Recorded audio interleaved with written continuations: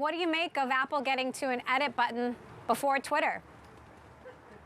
Look, I think Musk was maybe taking notice. No, but look, realistically, I think as you pointed out, I think it just also shows Apple's listened to developers. And I think from a developer perspective, what we saw with iOS 16, they're listening to what the developers listen to what consumers want. And I think from a software perspective, it shows that's the hearts and lungs of the Apple story. And it's a big part, along with obviously the golden install base and what we see on iPhones, as well as the overall ecosystem. That's why Apple is where it is. The other thing I would just point out, they're introducing products at a point the supply chain continues to just navigate massive headwinds, just shows that distribution as well as owning their own chips. Absolutely. We weren't quite sure we'd see this M2 chip and new MacBook Air, MacBook Pro because of some of those supply chain issues, but indeed we did. I actually got to check out the new products myself.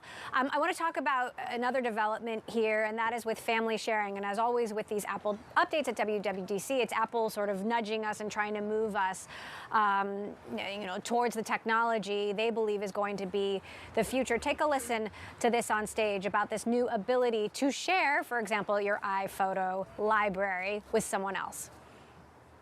With family sharing, you can share your favorite purchases and subscriptions with up to 5 of your family members, including Apple Music, iCloud Plus, Apple One, and much more.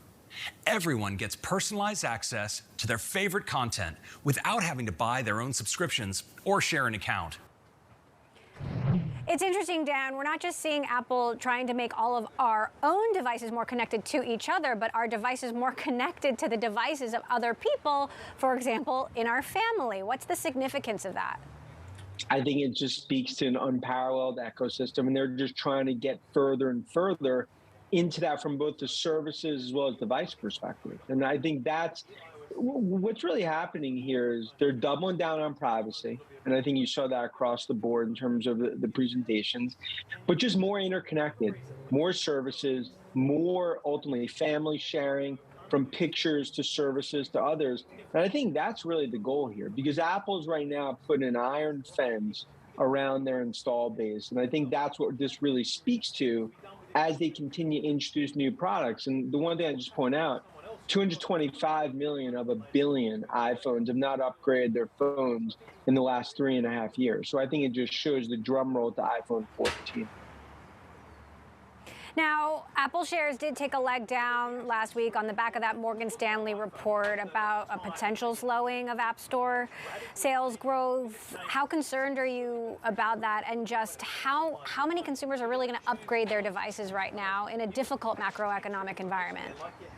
Yeah, look, I mean, as you saw with that report, as well as Snap News or any sort of Microsoft FX, the knee-jerk reaction to any negative news is going to be exacerbated in this market. But when it comes to Apple, if I read 1 month of the App Store, I mean, I think that sometimes that's not as good of a barometer when I look at the broader services, which is on pace to be 100 billion, as we go into next year.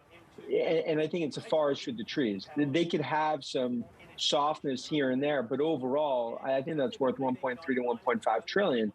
And to your point, in terms of just a broader macro and what we're seeing here, around the edges, they'll clearly see a softening. But what's baked into the stock?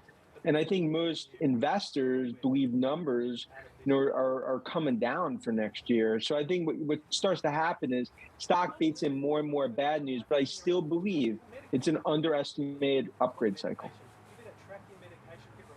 All right, Dan Ives, Wedbush Securities. Always good to have you, Dan. Thank you.